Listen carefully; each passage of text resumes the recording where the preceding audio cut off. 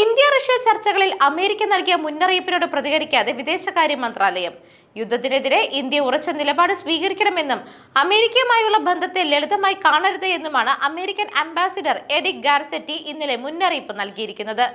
സംഘർഷ സമയത്ത് തന്ത്രപ്രധാന നിഷ്പക്ഷത എന്നൊന്നില്ല, യുദ്ധത്തിനെതിരെ ശക്തമായ നിലപാടാണ് ആവശ്യമെന്നും ഒരേ സമയം എല്ലാവരുടെയും സുഹൃത്താകാൻ കഴിയില്ല എന്നും അമേരിക്കൻ അംബാസിഡർ അഭിപ്രായപ്പെട്ടു. നാറ്റോ ഉച്ചകോടി തുടങ്ങുന്നതിന് തൊട്ടുമുമ്പ് റഷ്യയിലെത്തി പുടിനെ ആലിംഗനം ചെയ്ത് സൗഹൃദം പ്രകടിപ്പിച്ച മോദിയുടെ നീക്കത്തിൽ അമേരിക്കയ്ക്ക് കടുത്ത നീരസമുണ്ട് എന്ന സൂചനയാണ് ഈ അഭിപ്രായ പ്രകടനത്തോടെ പുറത്തുവന്നത്.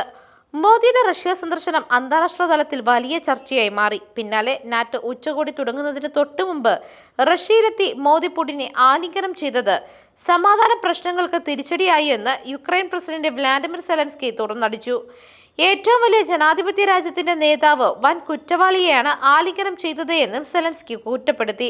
പിന്നാലെ റഷ്യ യുക്രൈൻ സംഘർഷം അവസാനിപ്പിക്കുന്നതിൽ പ്രസിഡന്റ് വ്ളാഡിമിർ പുടിനുമായി തുറന്ന ചർച്ച നടന്നുവെന്ന് പ്രധാനമന്ത്രി നരേന്ദ്രമോദി വ്യക്തമാക്കി. കുട്ടികൾ ഉൾപ്പെടെ മരിക്കുന്നത് വേദനാജനകമാണെന്നും സംഘർഷം തീർക്കണമെന്ന് പുടിനോട് ആവശ്യപ്പെട്ടുവെന്നും മോദി പരസ്യമായി പറഞ്ഞു. News desk മെഗ്നവിഷൻ.